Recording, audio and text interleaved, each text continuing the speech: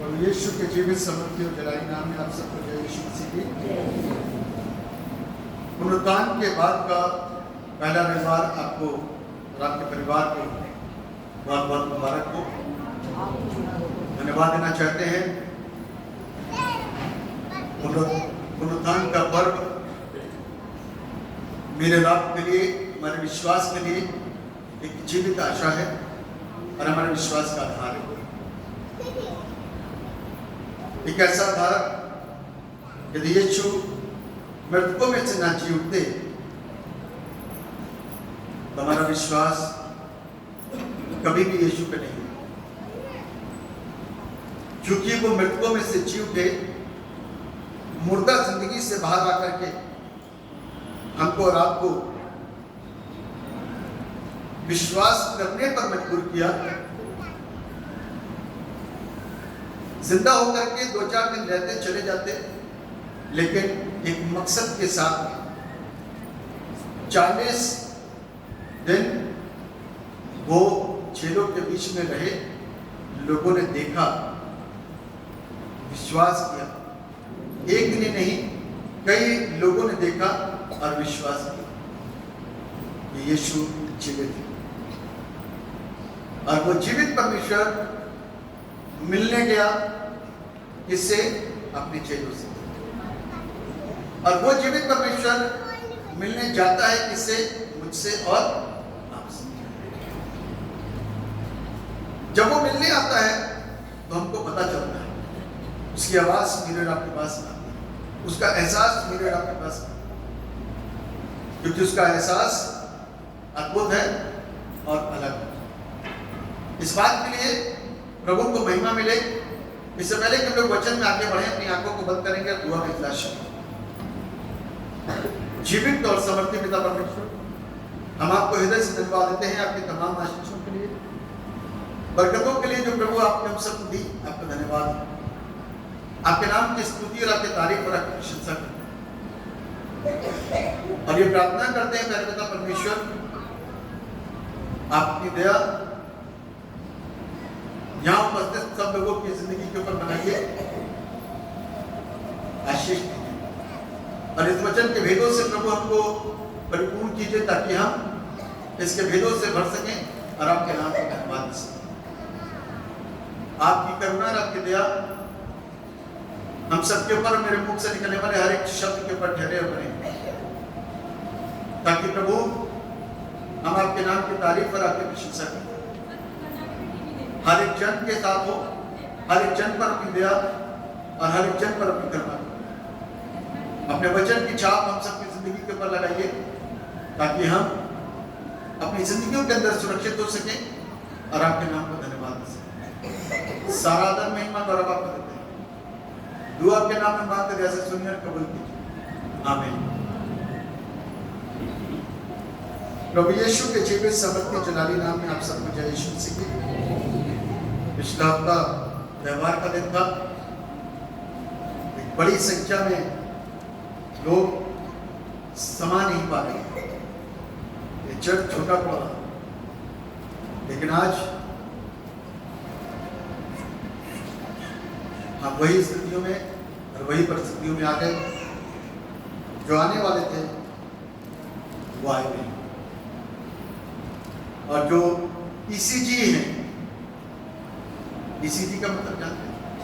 E से Easter जो पिछले हफ्ते था, C से क्रिसमस जो अभी कुछ समय पहले निकल गया, 3 महीने पहले,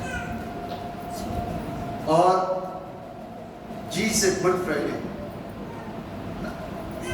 ECG वो समय समय पर आते हैं, निकल करके बाहर आते हैं और फिर अंदर छिप जाते हैं।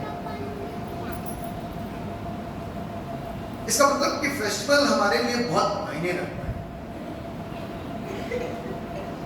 इससे एक चीज पता चलती है मुझे कि फेस्टिवल हमारे लिए इंपॉर्टेंट है। त्योहार मनाना नहीं, अपने आप को शो, ठीक है? त्योहार मनाना नहीं, अपने आप को शो। कोई ऐसा फेस्टिवल नहीं जाता होगा, मैं सोचता हूं कि हम लोग नए वस्त्र ना बनाते। बनाते कि बनाते? अरे हाथ बनाते, हालेलुया, हाथ बनाते। वस्त्र बनाते थे, समझ नहीं पाए। त्योहार पे हम नए कपड़े खरीदते हैं कि नहीं खरीदते हैं?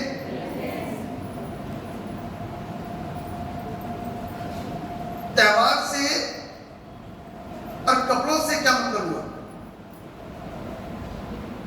थोड़ा सा आज आपको फील हो सकता है, कोई बात नहीं,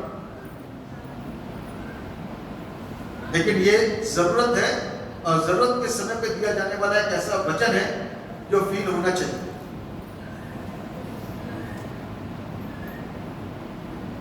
फील होगा तभी आपको पता चलेगा, क्योंकि एक बार जब आपको फील हुआ ना, तो आपके सफेद लिबास जो गुड फ्राइडे में होते थे वो उतर चुके हैं। सफेद लिबास का मतलब ये एक ट्रेंड था, आज भी मिशनकारी ना, आज भी गुड फ्राइडे के दिन आप चर्चेस में लोगों को सफेद पोशाक में, सफेद कुर्ते पजामे में, सफेद साड़ियों में, सफेद सलवार सूट के अंदर देखेंगे। रीजन कोई नहीं बताएगा, क्योंकि पुराने के लोग पहनते चले आ रहे हैं इसलिए हम पहनते चले आ रहे हैं, या फिर ये शौक का पहनावा है, या फिर ये पवित्रता का पहनावा है। यदि इतना मातम है तो ऐसी कौन सी चीज आपके अंदर आ गई कि एक सेकंड के अंदर मातम और दूसरे सेकंड के अंदर खुशी? और किस चीज का मातम है? यीशु मसीह मरा था, जी नहीं उठा क्या? आपका विश्वास कहां है? आपका विश्वास कहां पर स्थिर है, कहां पर टिका हुआ है? रीति रिवाजों पर, उन तमाम शरीयत को जो हम कहते हैं हम नहीं मानते, नहीं मानते, नहीं मानते, लेकिन उसके बावजूद भी वही शरीयत को पूरा कर रहे हैं, वही व्यवस्था को मानते हैं जो इंसान ने बनाई, जो कलाम से मिली। हकीकत बात तो यही है। यीशु मसीह को ढूंढने के लिए मरियम कहां पहुंची थी मालूम है? जोर से बोलिए। कब्रिस्तान खबर में देखने के लिए। क्यों? क्योंकि मसाला लगाने के लिए, क्योंकि वो एक रिवाज था, इसलिए वो वहां पर पहुंची थी कि नहीं पहुंची थी? तब जवाब क्या मिला था मालूम है?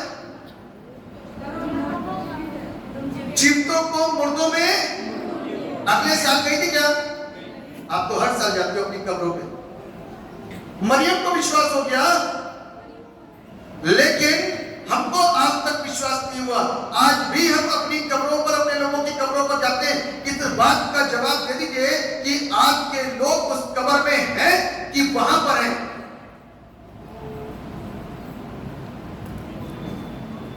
नहीं पता। इसीलिए ईटा, पत्थर, चूना, सफाई कब्रों पर अपनी अपनी कब्र, पापा की है, मम्मी की है, भाई की है, बहन की है, पति की है, पत्नी की है, बच्चों की है, सफाई करी, चूना फेरा, ईंट लगाई, क्रॉस जो कि चमकाया उस दिन, क्योंकि today the day of resurrection, आज रिजरेक्शन का दिन है। और प्रभु यीशु मसीह को ढूंढने के लिए मरियम पहुंची। मेरा सवाल है, क्या वो अगले साल भी गई थी क्या वहां पे? नहीं तो आप ऐसा करें जैसे आप उसके साथ में थे। नहीं तो आपने इतनी आसानी से कहते कि आप उसके साथ, क्या उसी जमाने के लोग हो? नहीं, आप इस बेस पे कह रहे हैं क्योंकि बाइबल में दोबारा इसका जिक्र नहीं है ना? नहीं, इसलिए कह रहे हैं क्योंकि दोबारा इसमें जिक्र नहीं आया, क्योंकि यीशु उनके बीच में था। आमीन। यीशु उनके साथ में था।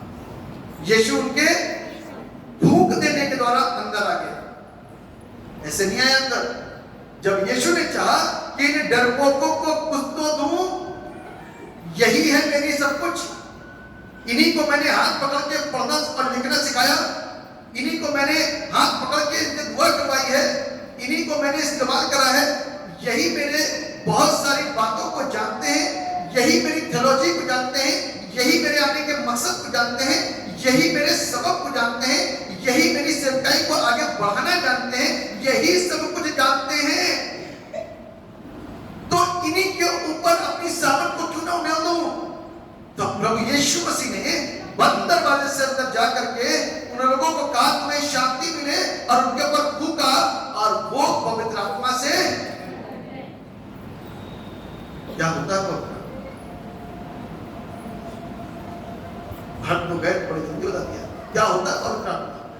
करता पवित्र आत्मा?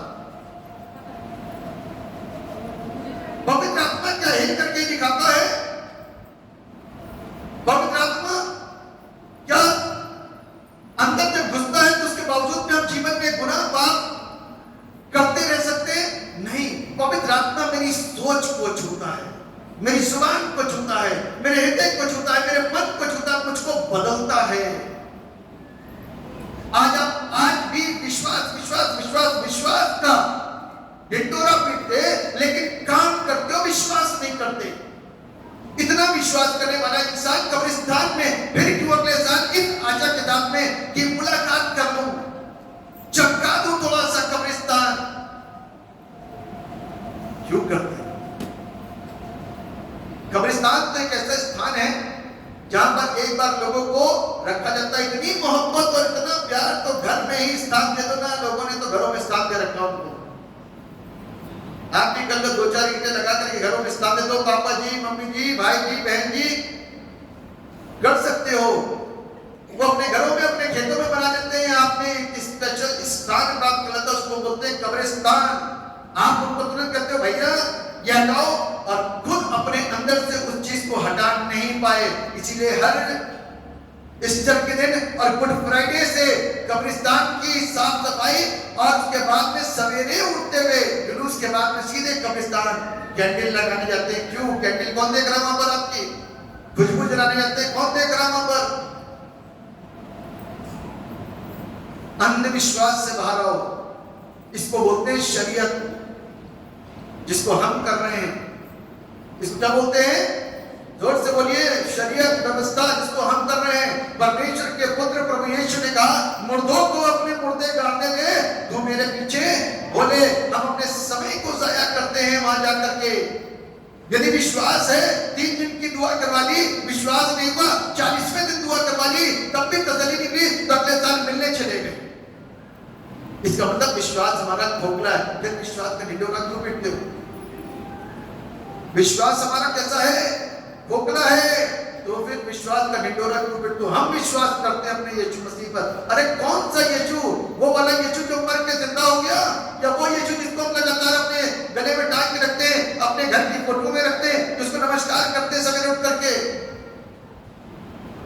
अरे ये वो यीशु की इबादत कर रहे हो, उस यीशु का पुनरुत्थान का पर्व मना रहे जो मुर्दों में से बाहर आ गया और कहता है मैं जीवित हूं। यदि आप यीशु के पुनरुत्थान पर विश्वास करते हो, तो अपने लोगों के पुनरुत्थान पर भी विश्वास करना कि यीशु ऐसे ही आएगा और हमको और आपको ले जाएगा। अभी मैंने बता रही थी ना कि ये चीज देखी कि साथ में उस सुमन तो है ही नहीं। विश्वास है कि कहते उठ गई, तो किसी के जाने से दुखी ना हो, अपने रुक जाने से अफसोस करें। हमको अपनी मेहनत करनी है, और टाइम वास्तव में बहुत कम है, बहुत थोड़ा है। आज भी यदि हम रूटीन में, आज भी हम व्यवस्था के सताए हुए हैं और व्यवस्था के साथ चलते हैं, कहते तो है व्यवस्था को नहीं मानते, लेकिन ज्यादातर व्यवस्था पर चलने वाले लोग हैं, ज्यादातर व्यवस्था को मानते हैं। हम कर्मों पर विश्वास करते हैं, ना कि विश्वास करते हैं। कर्मी तो है, ईस्टर आएगा तो चर्च चलेंगे, गुड फ्राइडे आएगा तो स्पेशल दिन में सफेद लिबास पहन के चलेंगे, ईस्टर का दिन आएगा तो हम लोग अपने नए कपड़े पहन करके चलेंगे, अगले संडे से फिर छुट्टी कर लेंगे। चर्च से मोहब्बत नहीं है तो मुंह से उन शब्दों को मत निकालो जो तुम्हारे ऊपर रिटर्न होकर के तुमको दंडित कर सकते हैं।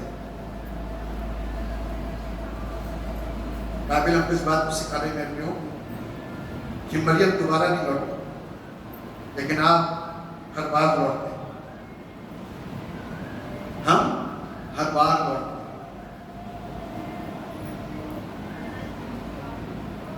जंगल कभी साफ नहीं रहता, जंगल हमेशा गंदा रहता है। आपको तो एक स्थान मिला, फर्ज करिए किसी का बंदा डूब जाए तो हर साल नहर में जाओगे क्या? किसी के बंदे का शिनाख्त न पाए तो हर साल इसने ढूंढने निकलोगे कहीं पे? कैसे करेंगे? गलत और भ्रांत शिक्षाओं से बाहर आइए। जिस चीज को हम आज फॉलो कर रहे हैं उसी को व्यवस्था कहा जाता है। परमेश्वर ने हमको बुद्धि दी है, इस बुद्धि का इस्तेमाल करें और इस बुद्धि के अनुसार यदि हम चलेंगे तो हम और आप सुरक्षित रह सकते हैं। इतना शिक्षित हो जाने के बाद में भी आज हम और आप मुर्दों की ग्रेव पर जाते हैं, उसमें पत्थर लग जाता है, उसमें क्रॉस लग जाती है, उसमें अच्छी सी बर्थ लग जाती है, तो बड़ी इंपॉर्टेंट चीज दिखाई दे पड़ती है, अच्छी सुंदर चीज दिखाई पड़ती है, तो उसके सामने दुआ करते हैं। अरे भैया एक चीज बता दो, हाथ उठाओ क्या? कितने लोग कब्रिस्तान में जाकर के दुआ करते हैं कब्रों पे? अब शर्म के मारे हाथ नहीं उठेंगे, सिर्फ शर्म के मारे हाथ नहीं उठेंगे। कब्रों पे जाकर के अपने मुर्दों के ऊपर आप दुआ करते हो जाकर, कैसी वाली दुआ करते हो कोई बताएगा? अच्छा, ये ऐसी दुआ है जो सिर्फ कब्रिस्तान में सुनी जाएगी और घर पे नहीं सुनी जाएगी। ये कोई स्पेशल प्रेयर है जो सिर्फ कब्रिस्तान में उसकी सुनवाई है और कहीं पे नहीं। इन्हीं चीजों को, इसकी बारीकियों को मैं आपके साथ में शेयर कर रहा हूं। इसकी बारीकियों को समझिए मेरे प्रियो। आप जिस कब्र के सामने खड़े हो ना, उसको खोद लेना तो अगली बार से डर के मारे नहीं आओगे वहां पे, क्योंकि वहां पर अब कुछ नहीं है, वहां पर कुछ नहीं है, सिर्फ कंकाल हो सकता है, हड्डियां पड़ी हो सकती हैं, मांस सड़ा हुआ हो सकता है, बदबू हो सकती है, कीड़े हो सकते हैं, सड़ात हो सकती है और सब कुछ नष्ट भी हो सकता है, या सिर्फ आपको मिट्टी मिले। तो आप किसके लिए पहुंचे? फिर आपने तीसरे दिन की दुआ कराई, किस चीज की कराई? यदि आप शरीर से इतनी मोहब्बत करते तो वो शरीर को घर में रखते ना। लोग तो करते हैं ना, 2 ईंटें 4 ईंटें लगा के अपने घर में रखते हो जगह, रोज मिलते हैं, रोज मुलाकात करते हैं, या अपने खेतों में रखते हैं, रोज जाकर के मुलाकात करते हैं। जब जी चलता उनको हलवा लेके आते हैं, जब जी करता उनको खीर खिला के आते हैं। हम भी कर सकते हैं, क्योंकि हमारी दृष्टि में वो गलत है। तो आज हम कौन सी चीज को एक अलग अंदाज में कर रहे हैं? हम कान इधर से ना पकड़ करके इधर से पकड़ने की कोशिश कर रहे हैं। बस सिंपल सी बात है। हमको परमिशन मिल जाती है तो हम भी बड़े बड़े 6-6 फुट 7-7 फुट की कब्रें पक्की बनवाते हैं, क्योंकि पैसे की तो कमी है ही नहीं। और जिंदगी भर का उनके साथ में एक सिस्टम सेट कर लेते, जब हमेशा आते रहेंगे पानी से तुम्हें धोते रहेंगे। मेरे प्रियो, यीशु मुर्दों में से जी उठा। कैसे? यीशु मसीह मुर्दों में से जी उठा। तुम उसको मुर्दों में क्यों ढूंढते हो? वो वहां नहीं, वो वहां पहुंच गया, तुमसे पहले वो गलील पहुंच जाएगा, ऐसा स्वर्गदूत ने उससे बोला। ऐसा स्वर्गदूत ने उससे बोला और उसने क्या करा? विश्वास करा। मैं इस स्त्री के विश्वास को देखता हूं कि कितना जबरदस्त विश्वास लेकर के आई। सबसे पहली बात कि स्त्री थी, चेले नहीं आए, पुरुष एक भी नहीं आया, स्त्री पहुंची। इसीलिए चाहे हमारे हिंदू भाई, मुस्लिम भाई, सिख भाई, कोई भी किसी भी बड़ी कोई जलसा होता ना, स्त्रियों का नंबर सबसे ज्यादा होता। और ये स्त्री पहुंची। अब क्योंकि किसी के प्यार को हम आप समझ नहीं सकते, कौन परमेश्वर से कितना ज्यादा मोहब्बत करता है। पतरस के ऊपर प्रभु को विश्वास था। पतरस से प्रभु पूछते, पतरस तू मुझे क्या कहता है? कहता तू तो जीवते परमेश्वर का पुत्र मसीह है। अरे इतनी बड़ी बात बोलने के बाद में कब्रिस्तान पे क्यों नहीं पहुंचा? यीशु के पास क्यों नहीं पहुंचा? मसाला लेकर के क्यों नहीं पहुंचा? अपने साथ के शिष्यों को लेकर के क्यों नहीं पहुंचा? क्यों नहीं पहुंचा? डर की वजह से। अरे भैया, यीशु के चक्कर में हमें लपेट ले जाएंगे। डर की वजह से वो वहां पर नहीं पहुंचे। लेकिन बाद में मालूम, जब मरियम ने आकर के बोला हमारा प्रभु वहां नहीं, वो जीवित हो चुका है, तब पहुंच के गए, तब वहां दौड़ते हुए गए। क्योंकि उस समय तो अफरा तफरी पड़ गई होगी। मैं सोचता हूँ कि जिस समय यहाँ पर एक छोटा सा कांड हुआ था, एक्सीडेंट हुआ था ट्रेन का, कितनी जबरदस्त एम्बुलेंस दौड़ा भागा, पुलिस, ये सारी चीजों। उस समय यीशु के समय में, यीशु की कब्र के विषय में, उस समय में एक विशेष पहरे थे, विशेष सेना थी, सब कुछ विशेष हो गया था। उसके बाद में ऐसी अफरा तफरी मची होगी कि कहां है यीशु, वो जो पिछले हफ्ते हम लोगों ने सेलिब्रेट किया। कहाँ है यीशु? तब लिखा हुआ है उसी दिन जो सप्ताह का पहला दिन था, संध्या के समय, सवेरे तो हम लोगों ने त्योहार बनाया, शाम के समय यीशु आया। सवेरे तो हम लोगों ने क्या करा? त्योहार बनाया, शाम के दिन यीशु आया। और लिखा हुआ है संध्या के समय जब वहां के द्वार जहाँ चेले थे यहूदियों के डर के हमारे बंद थे, तब यीशु आया और उनके बीच में खड़ा होकर उनसे कहा तुम्हें शांति मिले। और ये कहकर उसने अपना हाथ और अपना पंजा उनको दिखाया। तब चेले प्रभु को देखकर आनंदित हुए। यीशु ने फिर उनसे कहा तुम्हें शांति मिले, जैसे पिता ने मुझे भेजा वैसे मैं भी तुम्हें भेजता हूँ। यह कहकर उसने उन पर थूका और उनसे कहा पवित्र आत्मा लो, जिनके पाप तुम क्षमा करो वे उनके लिए क्षमा किए गए हैं, और जिनके तुम रखो वे रखे। एक बड़ी ब्लेसिंग्स। सबसे पहली बात कि उसने बोला, जब यीशु मसीह गया ना, 3 बार इस बात का जिक्र है। जब यीशु मसीह वहां पे गया ना, 3 बार बोला तुम्हें शांति। कितनी बार? 3। क्योंकि ये अशांत थे, दुखी थे, निराश थे, डर से पीड़ित थे। प्रभु ने कहा तुम्हें शांति मिले। अब जब यीशु को देखा तो आप सोचो कि इनके बीच में कैसी खुशी और कैसा आनंद आया होगा। जब यीशु मसीह को देखा इन्होंने तो इनके अंदर कैसी खुशी आई थी, कैसा आनंद आया कि मेरा गुरु वापस आ गया। पहले तो थोड़ा सा घबराए होंगे, ये तो सूचना मिली गई थी कि यीशु अब वहां पर नहीं है, कब्र खाली है। और लेकिन जब यीशु बंद दरवाजे से अंदर आया ना, तो इनकी घबराहट खत्म हो गई, क्योंकि इनका परमेश्वर, इनका गुरु, इनका रब्बी वहां पर पहुंच गया। मेरे प्रियो, आज जिस विषय को हम आपके साथ शेयर कर रहे हैं बड़ा इंपॉर्टेंट है, और ये है कि प्रभु यीशु के पुनरुत्थान के माध्यम से हमें आनंद और शांति, सामर्थ और नया जीवन प्राप्त हुआ। जब यीशु मसीह पुनरुत्थित हो गया ना, पुनरुत्थित होने के बाद में सबसे मुख्य चीज कि आनंद मच गया लोगों के बीच में, चेलों के बीच में, अपनों के बीच में, मरियम के अंदर, पतरस के अंदर, तमाम चेलों के अंदर आनंद की एक लहर। ये आंसू जो निकल रहे थे, जो दुख था, एक प्रेशर था, एक गम का माहौल जैसा एक परिवार के अंदर होता है, जहां से कोई रुखसत करता हो, ताजी बात होती है। अभी वो उसको कब्रिस्तान में गाड़ करके आए हैं और उसके 2-3 दिन तक तो लोग वैसे ही बड़े अफसोस में डूबे रहते हैं, लेकिन उस अफसोस को प्रभु ने क्या कर दिया? आनंद में तब्दील कर दिया। यीशु मसीह जब उनके बीच में आया ना, एक आनंद, डर खत्म, मेरा गुरु आ गया, मेरा प्रभु आ गया, जो लोगों को जीवन देता था, जो हमारा संरक्षण है, जो हमको संभालता है, जो हमको बचाता है, वो यहाँ पर मौजूद है। एक खुशी मेरे न सिर्फ वो आनंद था, परंतु वो प्रभु कहता तुम्हें शांति, क्योंकि उनके मन दुखी थे और शोक में डूबे, शांति नहीं थी, डर था। हर एक पैर की आहट अंदर उनका बीपी को बढ़ाती होगी। हर एक सनसनाहट की आवाज उनके अंदर आपस में एक ऐसे डर को पैदा करती होगी कि अब हमारा क्या होगा।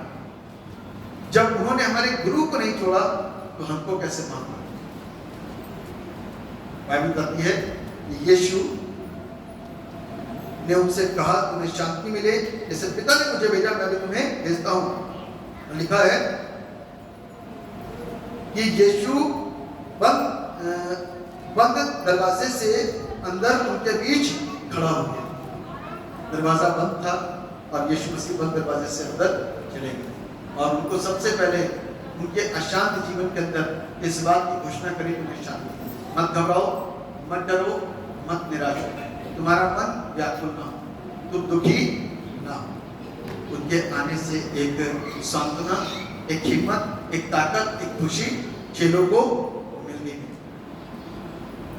और वो खुशी मिलते ही प्रभु ने उनसे कहा कि जैसे पिता ने मुझे भेजा, अब एंड की ऐसी मिनिस्ट्री है प्रभु की, कहता जैसे पिता ने मुझे भेजा मैं भी तुम्हें भेजता हूं, क्योंकि तुम्हारे अलावा अभी किसी ने मुझे सही से जाना नहीं है। पतरस यदि तू इस बात को बोल सका कि तू ही परमेश्वर का पुत्र मसीह है, तो ये तू ही बोल सकता है, तू ही बता सकता है। यूहन्ना तू अच्छी तरीके से जानता है, तू अच्छी तरीके से जानता है, इसलिए मैं अपनी सामर्थ, अपनी आत्मा तुम्हारे ऊपर उठता हूं। यानी कि यीशु का सामर्थ, यीशु का आत्मा उनके अंदर जब गया तो अंदर जाते ही, अंदर प्रवेश करते ही सिस्टम चेंज हो। सबसे पहले दरवाजे खुले। क्या हुआ? दरवाजे खुले और वो बाहर आ गए। दरवाजे खुले और क्या हो गए? बाहर आ गए, क्योंकि अब उनका डर प्रभु ने उनके अंदर से निकाल करके बाहर कर दिया।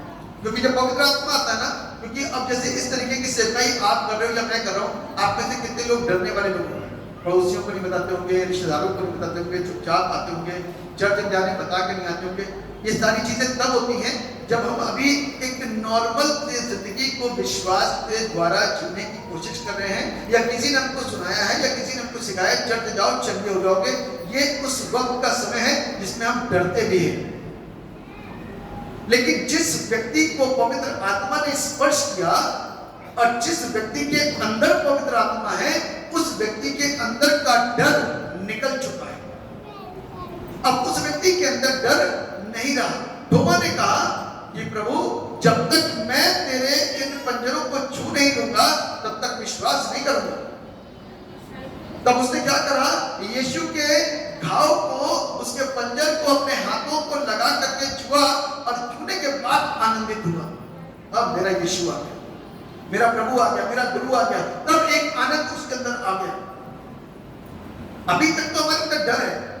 चेहरे देखिए, सेकंडों के अंदर अभी डरते थे, अभी रोते थे, अभी निराश थे, अभी अशांत थे, अभी भयभीत थे। लेकिन जैसे ही पवित्र आत्मा का स्पर्श हुआ और पवित्र आत्मा अंदर आया, इनके अंदर का भय खत्म, आनंदित हो गए। वचन अंदर आ गया, शिक्षाएं अंदर आ गई, ताकत आ गई, हिम्मत आ गई, कुव्वत आ गई, सामर्थ आ गई, बोलने की शक्ति आ गई, और उसके अलावा लोगों के विरोधों को सहन करने की शक्ति आ गई, लोगों के शब्दों को सुनने की शक्ति आ गई, और लोगों के लिए दुआ करने की हिम्मत आ गई, भीड़ के सामने बोलने की हिम्मत आ गई, 10 लोगों को बताने की हिम्मत आ गई, और सबसे बड़ी और मुख्य चीज गवाही देने का दम इनके अंदर आ गया। क्योंकि यीशु की गवाही देने का दम उस समय नहीं था कि लोग यीशु की गवाही दें कि वो मुर्दों में से जिंदा हो गया। जब पतरस प्रचार करता था ना, तो लोग गुस्सा होते थे, तुम उस मरे यीशु की बात करते हो जो मर चुका है, जो अपने आप को नहीं बचाया। कहता है हाँ, वही मुर्दों में से जी उठा है। और एक प्रचार था उस समय, एक गवाही थी उस समय, लोग विश्वास करने लग गए थे यीशु के ऊपर और इन चेलों के ऊपर, और चेलों के पीछे चलना शुरू कर दिया था। अब आप ये देखो कि जब पवित्र आत्मा पतरस के बाद में था, तो पतरस जब निकलता था घर से, तो अगल बगल लोग अपने बीमारों को रखते थे, क्योंकि उनकी परछाई तक से लोग चंगे। इधर तो हाथ, इधर परछाई, एक साथ दो काम हो रहे हैं और लोग चंगे हो रहे हैं। किसी को देख लिया तो चंगा हो गया, किसी को छू लिया तो चंगा हो गया, किसी के ऊपर पोछा लगा दिया तो चंगा हो गया, किसी ने उसके वस्त्र को छू लिया तो चंगा हो गया। क्योंकि जो रिजरेक्टेड प्रभु यीशु मसीह की पावर आई वो अद्भुत थी। आमीन। जो जी उठे प्रभु यीशु मसीह की सामर्थ आई ना, वो अद्भुत थी, वो सबको हिला करके रखती है। आज भी और अभी यदि यहाँ पर कोई पवित्र आत्मा से भरा हुआ है, कोई भी व्यक्ति जिसके अंदर पवित्र आत्मा काम करता है, तो वो पतरस, पौलुस और यूहन्ना और तमाम अन्य शिष्यों के समान होंगे, और वो ऐसे विश्वासी होंगे जिनके जीवन के द्वारा परमेश्वर अपने कामों को प्रकट करता होगा, जिनके जीवन से प्रभु को महिमा मिलती होगी, जिनके मुंह के शब्दों से प्रभु को महिमा मिलती होगी। बहुत सारी चीजें ऐसी होती होंगी जिससे कि लोग आश्चर्यचकित होते हैं। जिसके जीवन के अंदर पवित्र आत्मा अंदर है, तो वो साधारण नहीं होगा, वो करेगा जो परमेश्वर उससे कहेगा। कहता है कि जैसे पिता ने मुझे भेजा, मैं तुम्हें भी भेजता हूं। और शिष्यों को क्या कर दिया? भेज दिया। ये थोमा जो छू छू करके काम करता था, ये थोमा जिसने पंजर को छू करके विश्वास किया, ये थोमा को चिट्ठी निकाली गई तो इसका नाम कहां के लिए आया मालूम? भारत। कहां के लिए आया?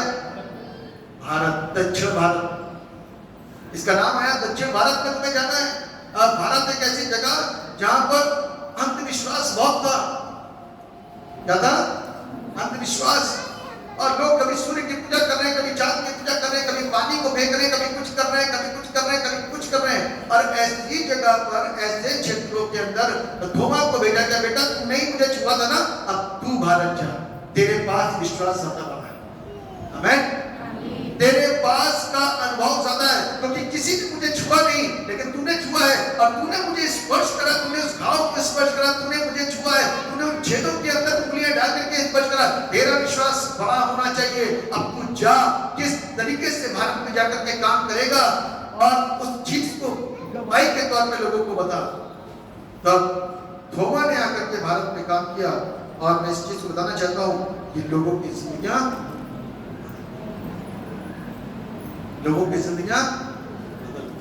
आज पूरे दक्षिण भारत से पूरे भारत के अंदर लोग यीशु को जानते हैं। आमीन आमीन। हर तीसरा चौथा आदमी यीशु को जानता है। क्यों? क्योंकि यीशु को किसने फैलाया? थोमा ने। यीशु को किसने फैलाया? थोमा ने। करते करते करते करते करते करते करते लोग थोमा को मानने लग गए, उसके प्रभु को मानने लग गए, यीशु को मानने लग गए, पीछे चलने लग गए, भीड़ हो गई, चर्च बन गए, संगति शुरू हो गई, क्रॉस के निशान लग गए, सारी चीजें शुरू हो गई, दुआएं शुरू हो गई, चंगाइयां शुरू हो गई, छुटकारे शुरू हो गए, परिवर्तन शुरू हो गए, बदलाव शुरू हो गए, जीवन बदल गया, मान्यताएं चेंज हो गई, इंसान चेंज हो गए, सोच बदल गई, काम बदल गए, घर बदल गए, रहन सहन बदल गया, उठना बैठना बदल गया, खाना पीना बदल गया, उठना बैठना सोना सब कुछ चेंज हो, सारी चीजें बदल गई, सिर्फ एक पवित्र आत्मा की सामर्थ के भूखे जाने के। इतना चेंज पवित्र आत्मा लेकर के आता हमारी लाइफ के अंदर, और तब से लेकर के आज तक लोगों की जिंदगियां बदल रही, भारत बदल रहा। आमीन। भारत चेंज हो रहा है, भारत के लिए बहुत प्रार्थनाएं होती हैं, भारत बदल रहा है, भारत चेंज हो रहा है, आप और हम चेंज हो रहे हैं और आप और हम बदल रहे हैं। लेकिन एक चीज जरूर बताऊंगा आप लोगों को कि विश्वास किस प्रकार का करते हो और किस पर करते हो। कि दान देना बड़ी बात है, चर्च के इस काम के लिए पैसा देना बड़ी बात है, नंगे पैर जाना बड़ी बात है, उपवास रखना बड़ी बात है, ये करना बड़ी बात है, या हर संडे चर्च जाना बड़ी बात है। सब कुछ ये नियम है जो हमको ऑटोमेटिकली अपने अंदर से सारी चीजों का पालन करना है। उसके अलावा विश्वास इस बात पर करना है कि वो जिंदा परमेश्वर, विश्वास इस बात पर करना है कि वो जिंदा परमेश्वर है। यहाँ पर कुछ लोग चंगे होते हैं, चंगे होने के बाद में शुरू में तो जय मसीह भी करते हैं, लेकिन बाद में जब फोन में बात करो ना तो जय मसीह मुंह से निकलता नहीं है, जय मसीह मुझसे नहीं करता है। उस शब्दों के अंदर गिरावट आ गई है और वो शब्द कमजोर पड़ गए कि हम यीशु को महिमा क्यों दें। अरे यीशु ही तो है जिसके होने से तुमको जीवन मिला, जिसके होने से तुम चंगे हुए। यीशु ना होगा तो पिता कुछ करेगा नहीं, क्योंकि पिता ने इस बात को कह दिया कि जो तुम यीशु के नाम से मांगोगे उसे किया जाएगा, और जो यीशु के नाम से नहीं मांगा जाएगा उसके लिए कुछ भी नहीं होगा। यीशु ने इस बात का संदेश लेकर के बोल दिया था कि जो तुम मेरे नाम से पिता से मांगोगे तो मिलेगा। अब आप बताइए, जब आप लोग विश्वास करते हो कि यीशु मसीह आपको चंगा करता है, तभी तो गवाहियां बनी। आपको बहनों ने बताया संतान को लेकर के कि उनके पास संतान ही थी, उनके लिए प्रार्थना हुई, और प्रार्थना होने के बाद में और उसी महीने में नेक्स्ट महीने जैसे भी प्रभु ने उनको ब्लेस किया, उसके बाद आपको अपनी संतानों को लेकर क्या पे खड़ी है। ये गवाहियां नहीं तो और क्या, ये प्रभु ने जीवन के अंदर काम नहीं किया तो और क्या, क्योंकि परमेश्वर की सामर्थ परमेश्वर के लोगों के द्वारा लोगों तक, एक विश्वासी के द्वारा लोगों तक। सबके अंदर पवित्र आत्मा नहीं है, लेकिन पवित्र आत्मा का एहसास कौन दिलवा रहा है? परमेश्वर। जब एक दास दासी, एक बेटा और एक बेटी कोई भी किसी के विश्वास के साथ मानता है, तो परमेश्वर क्या करता है? उसको हाँ और आमीन में पूरा करता है। जब कर देता ना तो दूसरे बंदे के अंदर विश्वास पैदा, विश्वास लोग यीशु पर विश्वास करना शुरू करें। इसलिए मेरे प्रियो, आज हम अपने प्रभु यीशु मसीह को बार बार ना परखें, क्योंकि हम और आप क्या करते हैं? बार बार परखते हैं। कितनी बार? बार बार परखते, उसको परखिए नहीं, उस पर विश्वास करें। यह परखना हमारे अविश्वास को दर्शाता है। परखना क्या करता है? बार बार परखना हमारे अविश्वास को दर्शाता है, और हम अपने आप को विश्वासी हैं। इसलिए मेरे प्रियो, विश्वासी बने और परमेश्वर के नाम को महिमा दें, क्योंकि जब यीशु को थोमा ने छुआ तो तभी उसके जीवन के अंदर परिवर्तन है। खुशी, आनंद, सामर्थ, ताकत, शक्ति, कुवत सब कुछ उसी समय आया जब यीशु को छुआ, जब यीशु को देखा, जब यीशु को एहसास किया, तभी जीवन बदला। जब तक आज हम यीशु मसीह को एहसास नहीं करेंगे ना चर्च के अंदर या अपने घर के अंदर, आशीषित।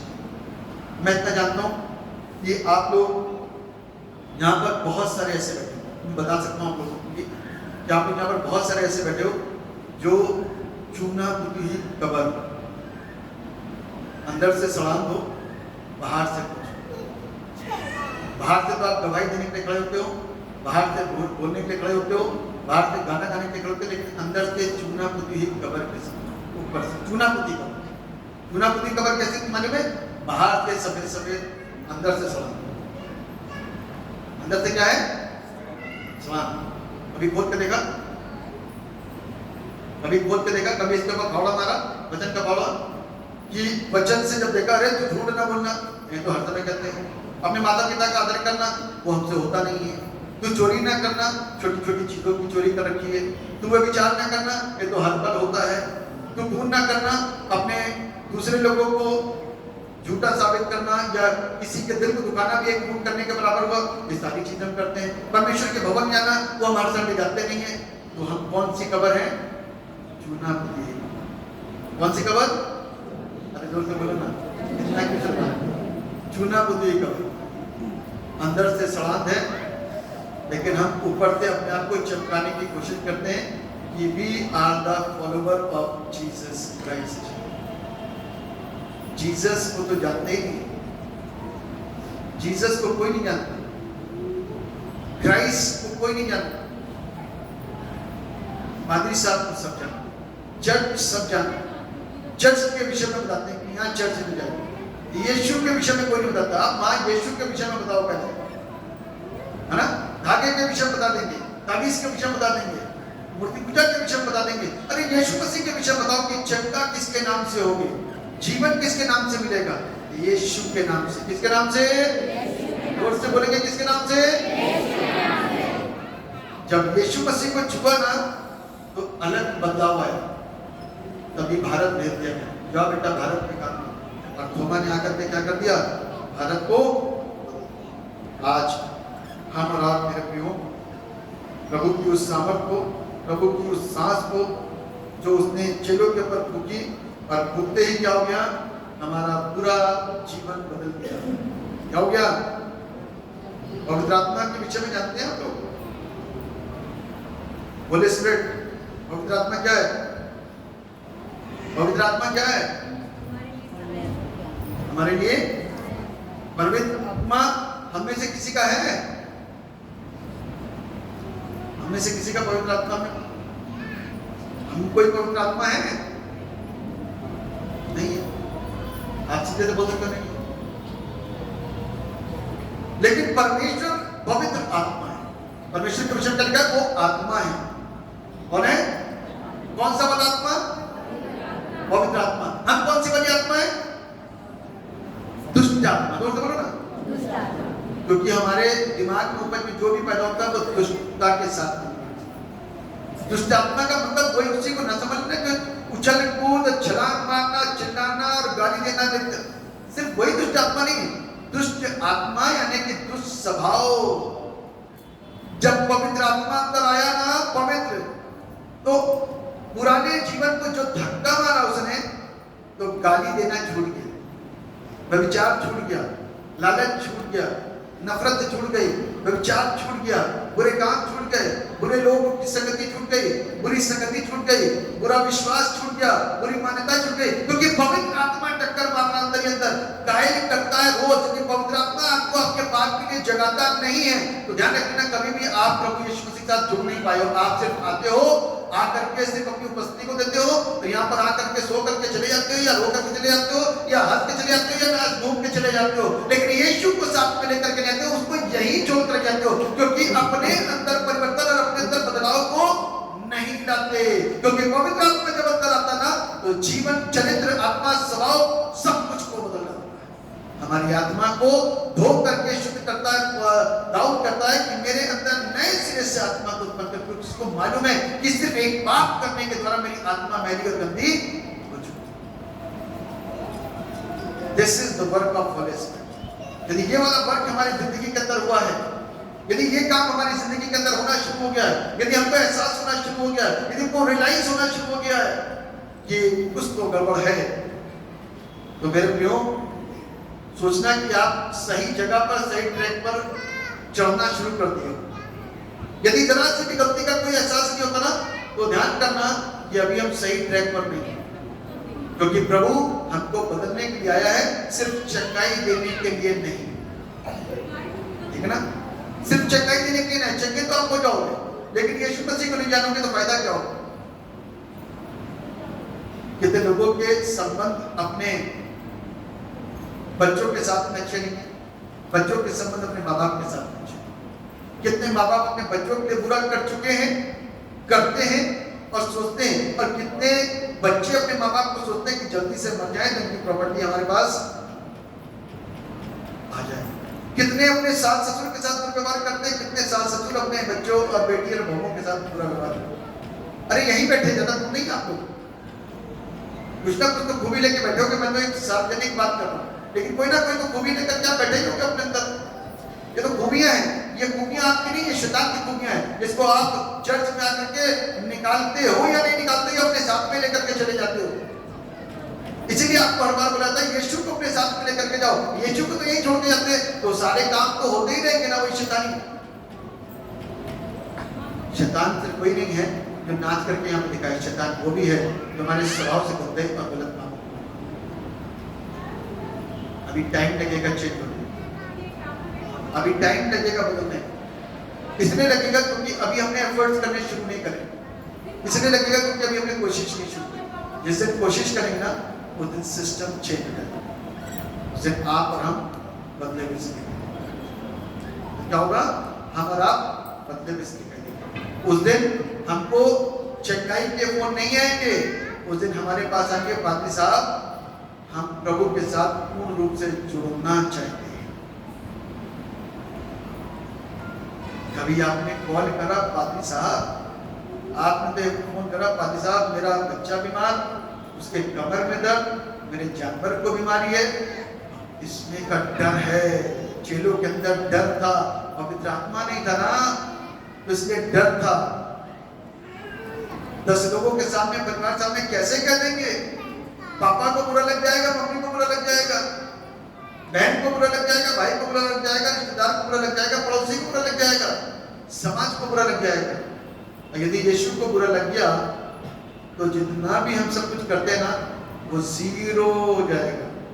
चाहे आप बधाई देते हो, चाहे आप गाने गाते हो, चाहे आप प्रार्थना करते हो, चाहे आप वचन पढ़ते हो, चाहे आप कुछ भी करते हो, जीरो। क्योंकि एक बात बताऊं कि बगैर बपतिस्मे के कोई ऑप्शन है नहीं स्वर्ग के अंदर। बगैर बपतिस्मे के कोई ऑप्शन है नहीं। आप एक जगह सवाल पैदा कर सकते हो यहाँ पर कि डाकू के साथ फिर कैसे बचाव हो गया था। डाकू एक एक्सेप्शनल केस है, वो क्रूस पर खड़ा हुआ है और उसने स्वयं यीशु की सामर्थ के द्वारा, यीशु के द्वारा उस पश्चाताप को, अपनी गलतियों को लोगों के सामने पब्लिकली इस बात को बोल दिया कि हम तो अपने गुनाह की सजा भुगत रहे हैं, लेकिन ये तो निष्पाप है। अपने आप को पापी मान लेना और यीशु को निष्पाप समझ लेना ही एक बड़ी बात है। वो तो वक्त और मौका नहीं था, मजबूरी थी, लेकिन प्रभु से डायरेक्ट उसने बात करा तो प्रभु ने क्या कर दिया? क्षमा कर दिया और इस बात को कह दिया, आज ही तू मेरे साथ फिरदौस में होगा। हमारे और आपके पास तो बहुत टाइम है, इतने समय से यीशु पर विश्वास करते हैं, इतने समय से यीशु की गवाहियों को दे रहे हैं, लेकिन पवित्र आत्मा ने अभी तक कुछ हुआ नहीं। पवित्र आत्मा ने कायल नहीं करा। बीमारी के लिए तो तुरंत याद आता है यीशु मसीह, लेकिन बपतिस्मे के लिए नहीं याद आता यीशु मसीह। बड़े डर है। ध्यान रखना, आप मौका परस्त जिंदगी को दे, आप दोनों चीजों को खुश करना मत, यीशु को भी और परिवार को भी। ऐसे काम चलेगा नहीं। एक को तो रुसवा करना ही पड़ेगा, एक को तो रुसवा करना ही पड़ेगा। या तो यीशु को रुसवा कर दो या परिवार को कर दो, ना, एक को तो करना ही पड़ेगा। यीशु मसीह बहुत बड़ा है, बहुत महान है। अभी हम लोग आ रहे थे, एक जगह गए थे, हम मेरे साथ एक पास्टर साहब थे, हम लोग का डिस्कशन हो रहा था। एक्चुअली जो चीज़ मैं कभी सोचता था तो मैं वहां करके रुक जाता हूं कि क्या ऐसा संभव है? तो उन्होंने कहा पादी साहब मैं भी इस चीज को सोचता। तो मैं ये हमेशा सोचता था, कई बार सोचा मैंने, यदि शैतान यीशु से माफी मांग ले तो क्या परमेश्वर माफ कर देगा? फिर ये होता था कि सामने वाला प्रतिद्वंदी रहेगा ही नहीं तो फायदा क्या होगा? यदि शैतान यीशु से कहे कि मैं तेरे चरणों में गिरता हूं, तुझसे माफी मांगता हूं, तू ही राजा था, तू ही ईश्वर था, तू ही ईश्वर है, तू ही रहेगा, तेरे अलावा कोई नहीं, मैंने अब तक जो कुछ भी काम करे गलत और बुरे करते उसके लिए मैं सारी चीजों को मांगता हूं, माफी मांगता हूं, तो क्या परमेश्वर माफ कर देगा? ये मेरा प्रश्न है। पादी साहब से बातचीत हो रही थी, यानी कि मैं भी पादी साहब सोचता हूँ, उन्होंने कहा मैं सोचता हूँ कि परमेश्वर माफ कर दे, क्योंकि वो इतना बड़ा दिलदार परमेश्वर, इतना बड़ा दिलदार परमेश्वर। तो कहने का ये हमारा आत्मा कि परमेश्वर हमारे हर एक गुनाहों को माफ करने में सक्षम है। इसलिए उसके पास आए और उससे कहें कि प्रभु मैं माफ करें। मरने से पहले इस काम को जरूर कर लेना कि प्रभु की सहमत और उसके एहसास को ले लेना, और जाने से पहले यदि आप अपना दाखिला स्वर्ग के राज्य में कराना चाहते हैं, आप बेशक बहुत अच्छे काम कर रहे हो, सारी चीजें अच्छी हैं, लेकिन यदि यीशु के नाम की गवाही नहीं है बपतिस्मे के द्वारा, तो बड़ा मुश्किल और कठिन हो जाएगा।